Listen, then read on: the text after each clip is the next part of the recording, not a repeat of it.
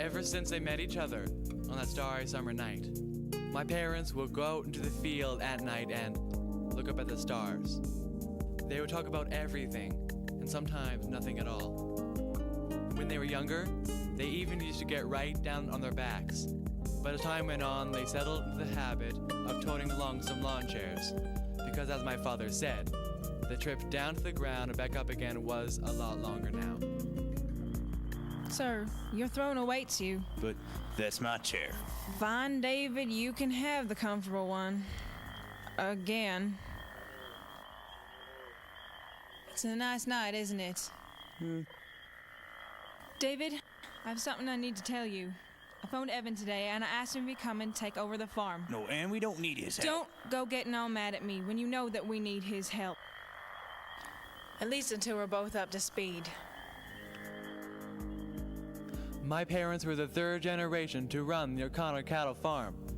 I grew up on the farm, and when I turned 17, my father expected me to stay and carry on a great family tradition. I never really cared for farming that much, and being the stubborn teenager that I was, I went against my father's wishes and moved to the city to start a brand new life of my own. The farm became a distant memory, a place I only took my children to visit on Christmas and summer vacation. My parents ran the farm for 50 years, but that was until my father suffered a stroke. He was never really the same again. My mother did her best trying to keep up on the farm, but it was still up to me to keep the family farm in the family. There are 5 people in my family. My wife, Grace. I'm a nurse, born and raised in the city. Our eldest daughter, Jackie. I'm perfect. It's my family that is so lame. Our middle child, Dayla.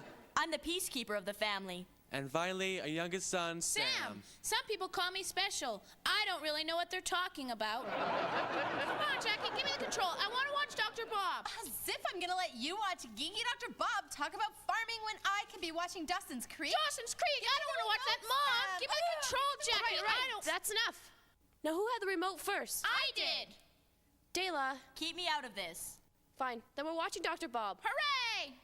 Okay, that is so unfair. Just because Sam is special, he gets whatever he wants. Jackie. Give me the keys to the car. I want to go to the mall. No, you're staying here. Your father called and he's on his way home. He has something he wants to talk to us about. Why can't he just tell me Jackie, later? just sit down. Your mother and I need to talk, but then we're all gonna have a family meeting. Jackie, Dr. Bob is starting. I don't care. Jackie, the show isn't that bad. You used to watch it when you were Sam's age. Whatever. It's true. When we were younger, we never missed an episode of Speaking Agriculturally with Dr. Bob. We would even sing along with the show's theme song, which we knew Off by heart. Hello, and welcome to Speaking Agriculturally. I'm your host, Dr. Bob. Hi, Dr. Bob. And this is my good assistant, Gibble. Why don't you say hello, Gibble? Hello, Gibble. Hi, Gibble. Say, children, do you know what time it is? What time is it, Dr. Bob? It's time to sing everybody's favorite song, the Speaking Agriculturally theme song! Yay!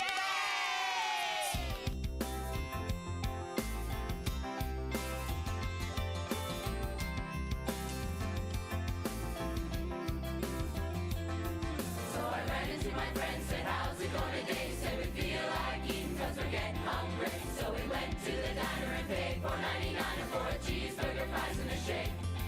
While we sat there eating, started thinking to me that it's really convenient that there's so much meat. And I wanted to find out what that was all about. So I asked Dr. Bob the next day.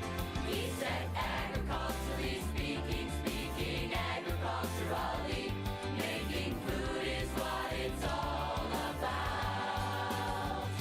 Cause it is the fuel that gives us energy. So without food, where would we be? So I guess that I found out what my food was all about when that man sat down with me. He looked me in the eyes and started to describe the way that bread can come from wheat.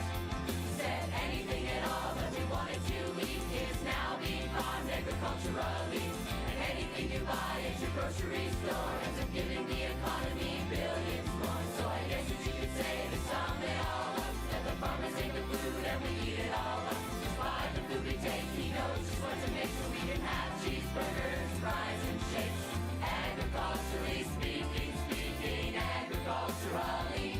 Making food is what it's all about. 'Cause it is the fuel that gives us energy. So without food, where would we be? Agriculturally speaking.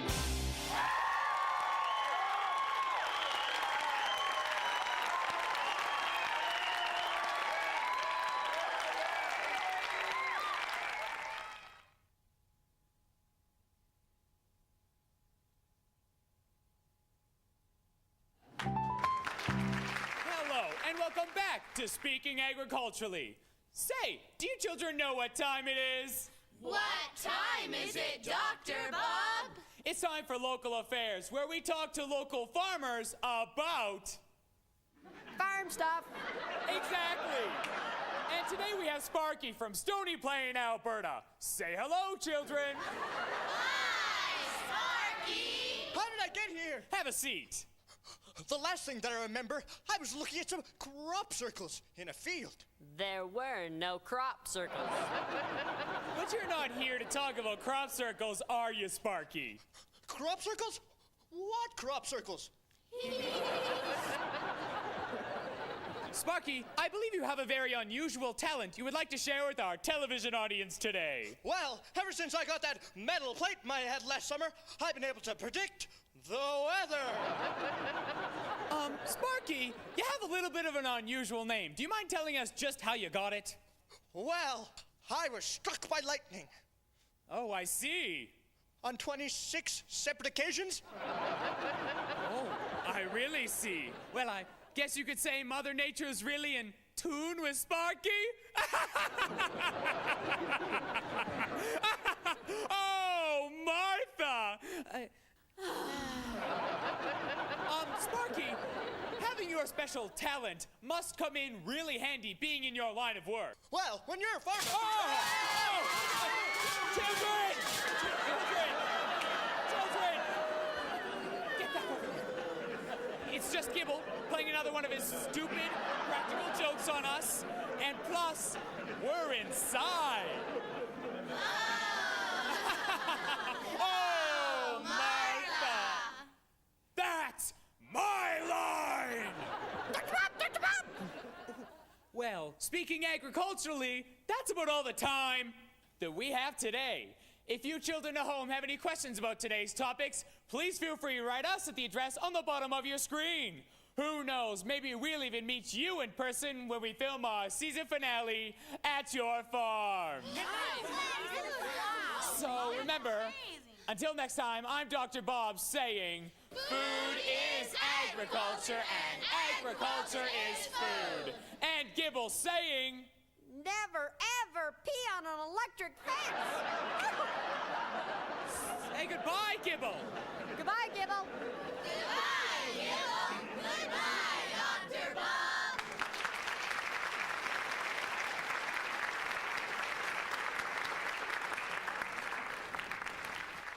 As we grew up, agriculture stopped seeming like an important topic to us. Well, at least to Jackie and I. But Sam, well, he never really grew up like we did. He would never miss it, and after every show, he would write a letter to Dr. Bob, asking to meet him in person. Sam, what are you doing? I'm writing a letter to Dr. Bob. Why, though? You're never gonna meet Dr. Bob or Gerbil. His name is Gibble, and we'll so get to meet him. Your mother and I both have something very important that we need to talk to you all about, and it's going to affect all of our lives. Well, as you know, your grandfather hasn't been recovering from a stroke as well as we'd hoped. And your grandma has her hands full taking care of him. Let alone all the chores that have to be done on the farm. Yeah, so what does this have to do with me? Well, your father and I have made a decision that we're all going to move to the farm to help your grandma out. We get to live on a farm? Yep. That is so unfair. Don't I have any say in this? I don't want to move to the boonies. What about my friends? I'll never get to see them. Jackie, sometimes you have to make sacrifices. You have to pull together to do what's best for the family. And what's best for our family is to move to the farm. So go get packed. We're leaving by the weekend. I hate you. You're ruining my life. It'll be fun to live on a farm, don't you think, Dela? I guess so. You guys better go start packing. There'll be cows, and I'll say hi, and they'll say moo. None of us slept very well in those nights before we moved to the farm. I guess it was because, besides Dad, none of us knew what to expect. Except that our lives were about to change drastically. Every now and then it seems that life must change. So gather all your things and try to rearrange. Say goodbye to all your friends, to the perks of city life on which you depend. Forget about the things that you want to do, 'cause you'll be sitting knee deep in chicken poo. Time to go back where you were raised, spending all your summers in a country time days. Now it's your turn to handle the reins. You'll be the farm's operational brains. It's been in the family for 3 generations. Just try not to suffer from suburban deprivation. You'll be up every morning at the crack of dawn. You don't need batteries to turn a rooster on. You never really asked to be a farmer too. You never really asked to ride a bus to school. And you'll get home and what do? You'll be moving that pile of chicken poo. Chicks that cluck and cows that moo. It's like you've got your own little private zoo. With fields of grain and a mountain of hay. You'll never run out of places to play. You'll never see more animals with so much charm anywhere else but on your little farm. Every now and then it seems that life must change. So gather all your things and try to rearrange. Say goodbye to all your friends, to the perks of city life on which you depend. Forget about the things that you want to do, 'cause you'll be sitting knee deep in chicken poo. Don't give up, you'll have some fun. Life has its moments like the rising sun. Clean, fresh air and some open space. A beauty you can't find any other place. Some might consider this a great escape, a chance to calm things down and rejuvenate. You'll have to learn to shovel hay. You'll have to learn to give up play. You'll have to learn to live without parties, movies, friends, and hanging out. You won't believe all the animal waste that you'll be shoveling till the end of your days. Every now and then it seems that life must change. So gather all your things and try to rearrange. Say goodbye to all your friends, to the perks of city life on which you depend. Forget about the things that you want to do, 'cause you'll be sitting knee deep in chicken poo.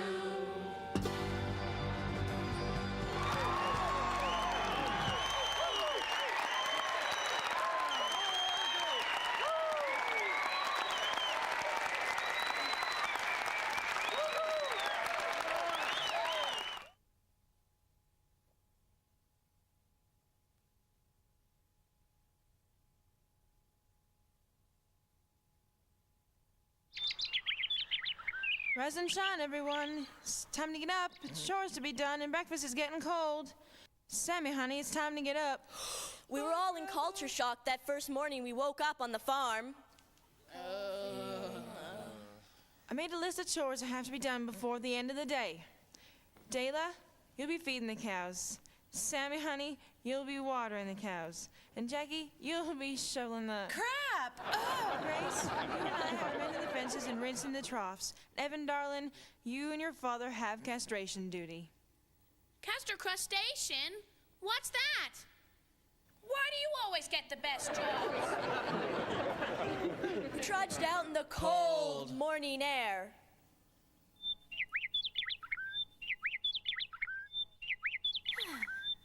Stupid cow. Watch out for Randy. Who? What? Randy the rooster. He's the meanest rooster ever. Oh, Dad, you are such a wuss. You're scared of a rooster. Yeah, honey, it's just a rooster. Oh, no! Turns out, Dad wasn't kidding. We never did get our chores done that first day.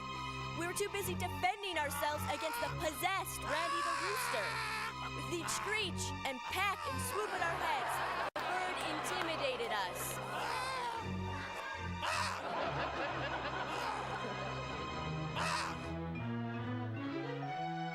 This went on for about a week, until one night we came home, surprised to find that Dad had cooked supper. What's for dinner, Dad? Chicken.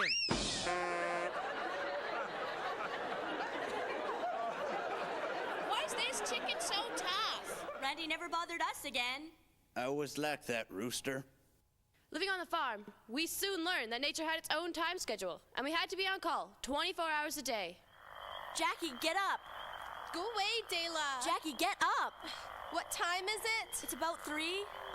In the morning? Yes, in the morning. There's a cow cafe. We have to help. Get up. Hold your horses, Dr. Quinn, medicine woman. I have to put on some lipstick. Putting on makeup for a cow birthing? Well, duh. The animals didn't care if you were in a bad mood, or if you were just having bad hair day. When they needed you, you had to be there. Mom, hurry up. Bessie's having a baby. Okay, I don't see why I need to be here because I don't know anything about this. Why can't we just call a vet? We might need to. I need you. Hold that. Ew, what is that? It's a calf's hoof. Jackie, be quiet. We do not need this right now. Hand me those chains. Why Jackie, do you need chains? Calm down. I need to attach them to the calf's hooves. That is mean. Mommy, Dad is hurting the baby cow. Oh no, Sammy. He needs to help the calf. Pull. Pull. Look, Bessie made a little cow. It was so beautiful. Before I moved to the farm, I never would have thought that a calf covered in goo could be beautiful. But it really was. Sammy named her Valentine because she had a heart-shaped marking on her forehead, and he refused to come inside that night. I'm gonna sleep out here with Valentine. But just as often as we're witness to the miracle of birth, we had to deal with the reality of death. And those experiences gave us a whole new respect for life. But a week after she was born, Dad realized that Valentine had scours. And she died. Sammy was devastated. He'd never lost anything or anyone he cared about before. Sammy, honey, what are you doing? I'm making a cross for Valentine. Honey, that's a beautiful cross. Valentine would have loved it. You think so? I know so, darling. See, I know it would make you feel better. Come for a walk with your grandfather and I. At night? Well, sure, honey. We're gonna go look at the stars. Bet you've never seen stars like this before. Do you have different stars here than in the city? Well, no, Sammy. It's just something about looking at them out here that makes them so much more beautiful. When your father was a little boy, he used to come along with us and lie down right over there. Right here? That's the spot, darling. Why do we watch the stars, Grandma? Well, it's a funny story, really. When I was a young girl a long time ago, I had big dreams about moving away from the farm and into a city. But my mama got sick and I had to stay home and take care of her. The only time that I had to myself was when I took my walks. At night. Stupid farm, I'm never gonna get off this place. Hello. Who are you and what are you doing in my farm? Well, I'm lying in my farm and watching the stars. But, oh, I must walk further than I thought. What are you doing lying in a field anyway? You could hurt me. Hey, don't knock until you try it. Come here. Wow. They're so beautiful. So bright. Yeah, I know. They're my little wishes. Wishes? Yeah, each night I wish on a different star, and if I wait long enough, the wish will bloom. Bloom? Yeah, it'll come true. Oh. Yeah? No, really. See that star over there? That's for the A on my math test last week, and where is it? That star right there. That one's for the rain we got last month, and that big bright one over there. That one's about to come true. When I turn 18, I'm gonna take the farm over from my mom and dad. Well, what did you wish for tonight? Well, I was wishing I'd meet a nice girl. I guess some wishes bloom faster than others. Ew, Grandma. Is that when you fell in love with Grandpa? Well, not exactly, honey, but that's how it all started. Your grandfather invited me back the next night to watch the stars, and soon it became a habit. And then, I met him there that one night. Hey, you! Shh, I'm not finished wishing yet. And I've been thinking about this for a while, and you know how much you mean to me. You're my best friend. Will you marry me? Yes. And who says wishes don't come true?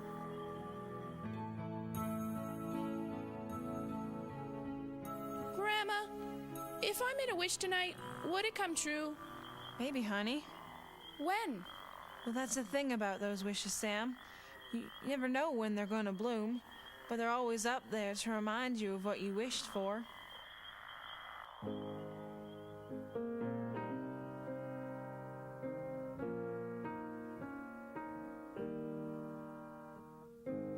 An ocean above me rains down on me with light. Dreams will set us all free. Just hold me close tonight. Fires burn above me, little wishes in the sky. Close your eyes and dare to see us spread our wings and fly. Moonbeams fall and light the way to show us who we are. And there we see that a brand new day really isn't very far. Love yourself and it will show when we're harvesting the stars. A garden of light above me that blooms throughout the year. Our dreams will set us free, and there is no reason to fear. Moonbeams fall and light the way to show us who we are.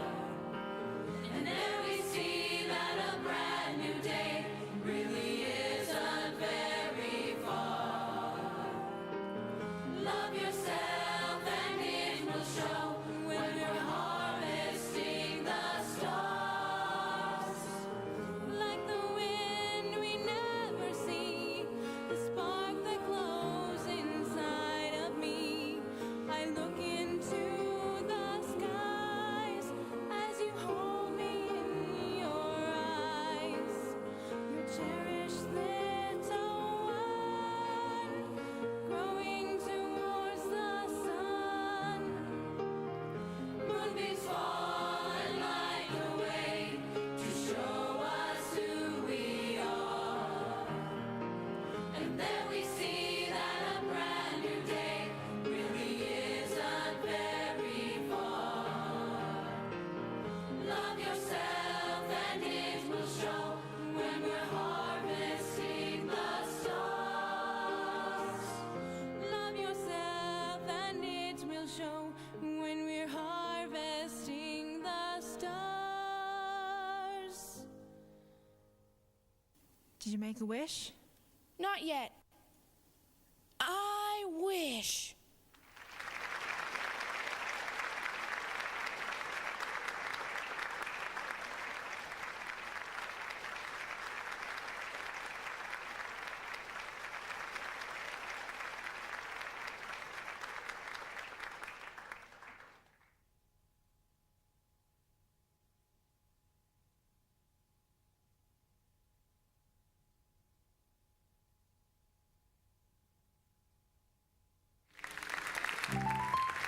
Hello, and welcome to Speaking Agriculturally. I'm your host, Dr. Bob. Hi, Dr. Bob. And this is my good assistant, Gibble. Say hello, Gibble. Hello, Gibble. Hi, Gibble. Today, our topic is animal welfare. Do you children know what time it is? What time is it, Dr. Bob? It's time for agricultural theater. Yay! Today, agricultural theater presents A brief history of animals as food. In prehistoric times, human beings survived by hunting wild animals, fishing, and gathering.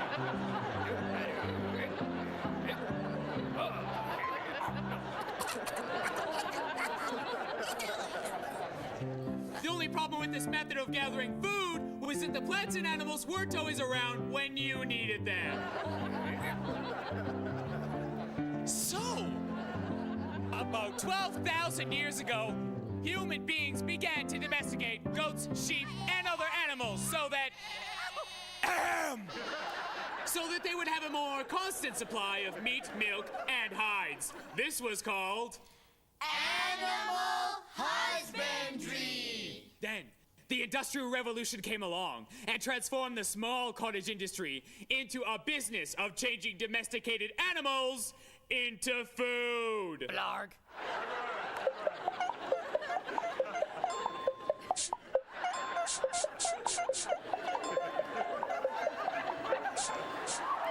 And so ends our documentary on the history of animals as food. The end.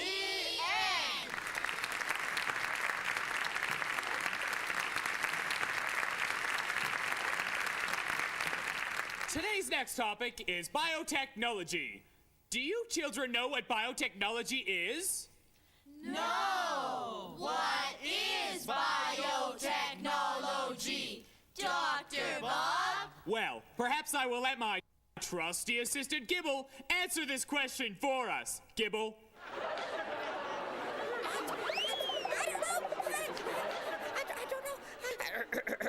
Biotechnology involves the use of molecular genetic tools which give plants and animals characteristics which cannot be achieved through conventional breeding. Huh? You see, children, biotechnology involves the use of DNA, which is the genetic blueprint for all living things. Scientists take one piece of DNA from one plant or animal and stick it into another plant or animal to give it something that is more efficient than what is found in nature. Oh! Say, do you children know what time it is right now? What time is it, Dr. Bob? It's time to meet our very special guest, and he's a product of biotechnology. Yay! Gather round, children. I've got a story to tell you about a plant, a real cool plant, a plant who really has his groove together. His name is Canola Man, Super Canola Man.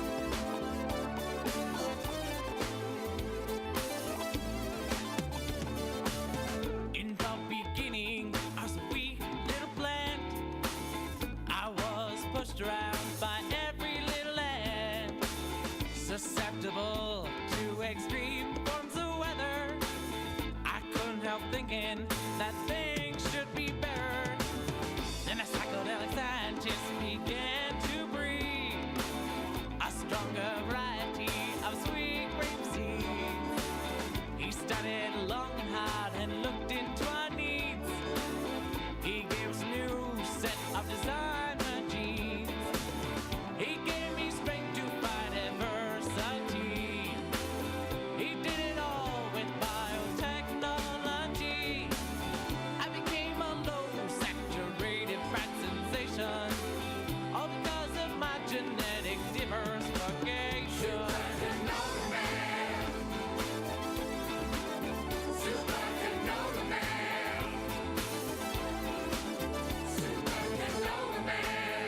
Look out, Super Canola Man! It's a big bad bug!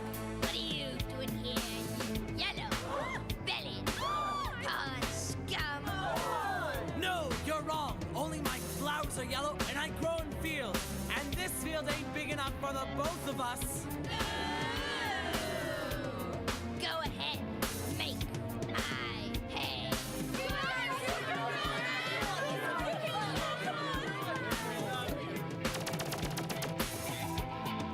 Looks like he won't be bugging us anymore.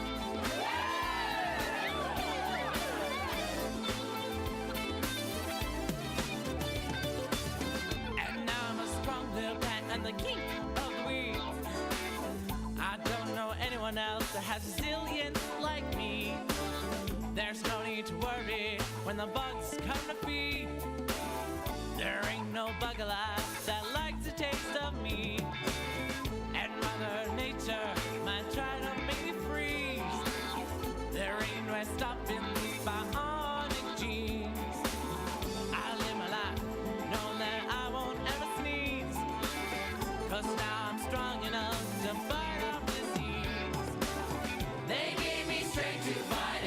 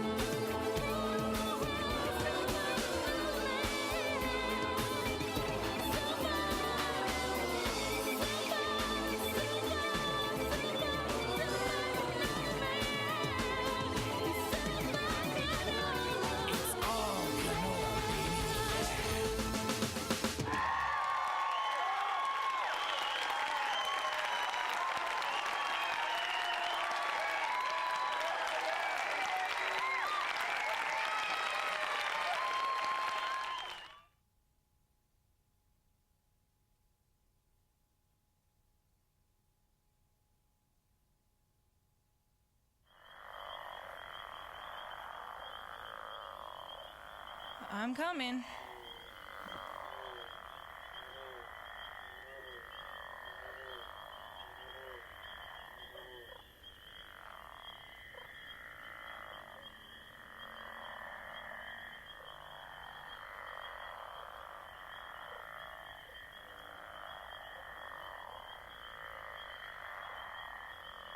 David, what's that you have there?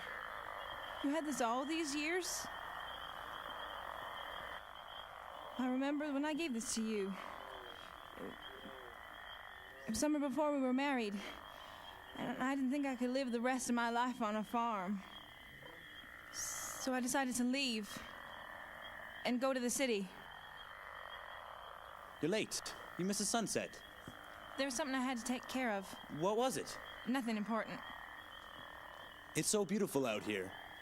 I couldn't imagine living anywhere else. Don't you ever get bored, David? Don't you ever wonder what it would be like to travel? Why would you want to? I mean, there's all the fresh air. The smell of manure. The open spaces. Working in the open spaces. The sunrises. You're up at 5:30 to see them. The stars.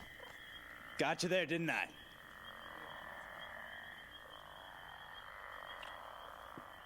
I have to go. Wait, Anne, what is this? Wait.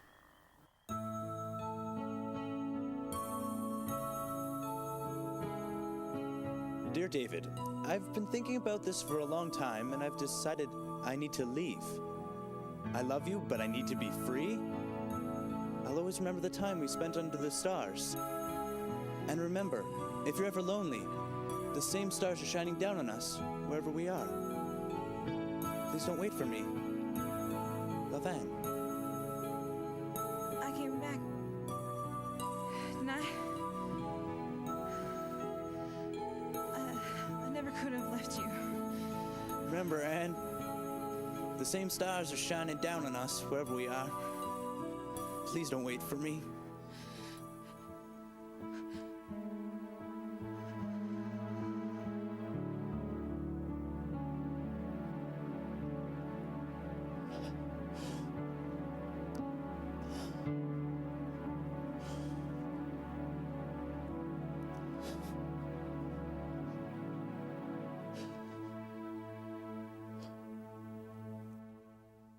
Grandma, Grandpa, Mom just baked some apple pie. She wants to know if you want some. It's fresh out of the oven.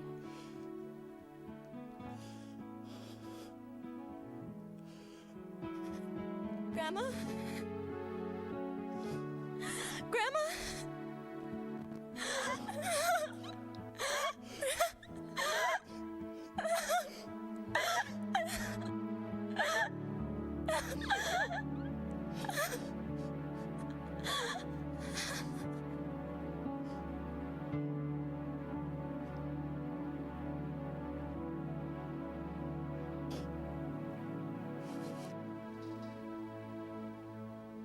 Mommy had told me that Grandma had died, like Valentine. And we're going to a funeral to say goodbye to Grandma. And that I could always love her, because she'd always be with me, in my heart.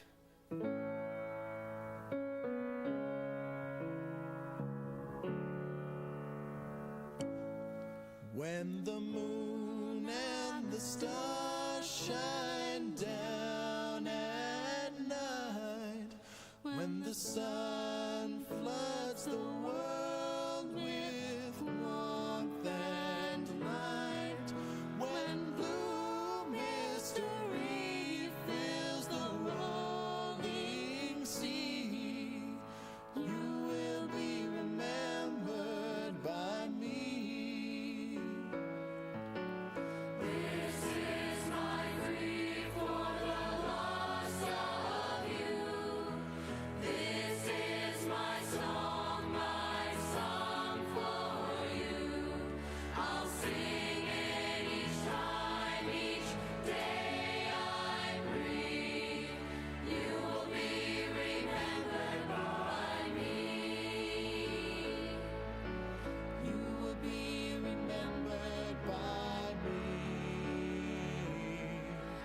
I shall teach a thing still, yeah.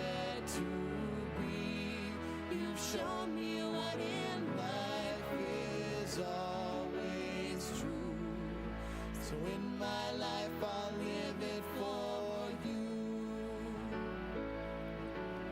This is my grief for the loss of you.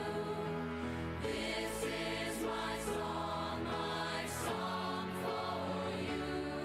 I'll sing it each time, each day I grieve. You will be remembered by me. You will be remembered by me. You will be remembered by me.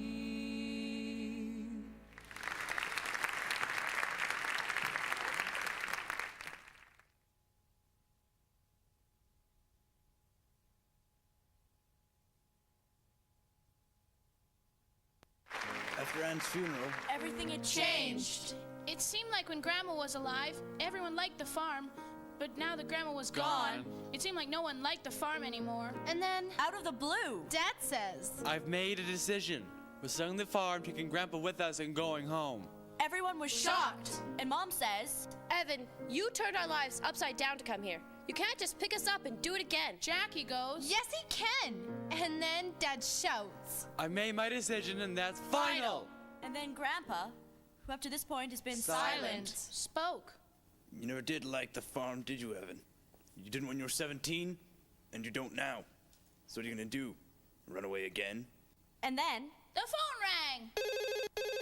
Hello? Yeah, this is Sammy O'Connor. The Dr. Bob Show? You're coming to my farm? In 2 weeks? Oh my gosh, thank you. The Dr. Bob Show wants to come to my farm in 2 weeks. 2 weeks, Grandpa. I don't know if they're gonna want to film the show in the city, Sam. Life's full of disappointments. 2 weeks.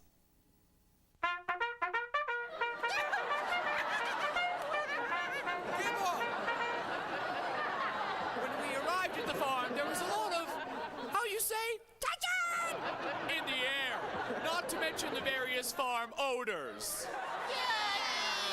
The father of the family wouldn't come out of the house for the live taping, and Gibble's hay fever was acting up. But we were professionals, and we knew that the show must go on. Gibble, I'm trying to narrate here. We knew that the show must go on. Gibble! Oh! Well, hello, and welcome to a very special on-location episode of Speaking Agriculturally. I'm your host, Dr. Bob. Hi, Dr. Bob. And this is my good assistant, Gibble. Say hello, Gibble. Hello, Gibble.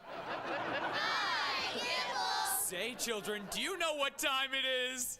What time is it, Dr. Bob? It's time to meet the O'Connor family right after this commercial break.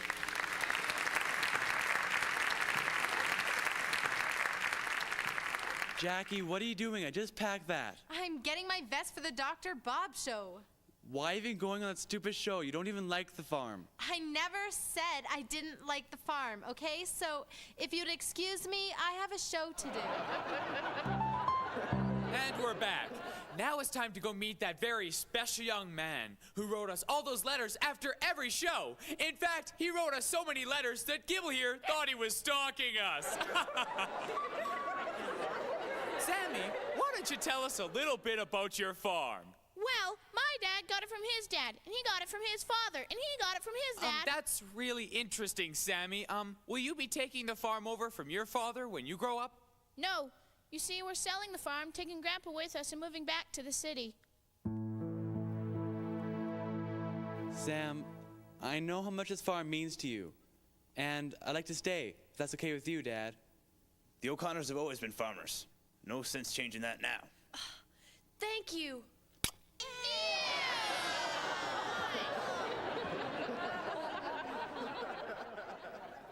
Hugs, but are there any for me? No!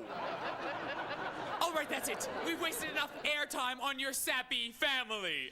Excuse me? I'm the only one that can insult my family, okay? So, you stupid science freak. What are you looking at, Sam? I'm looking for the star that I wished on when I was with Grandma. What did you wish for? I I wish we could stay on the farm forever.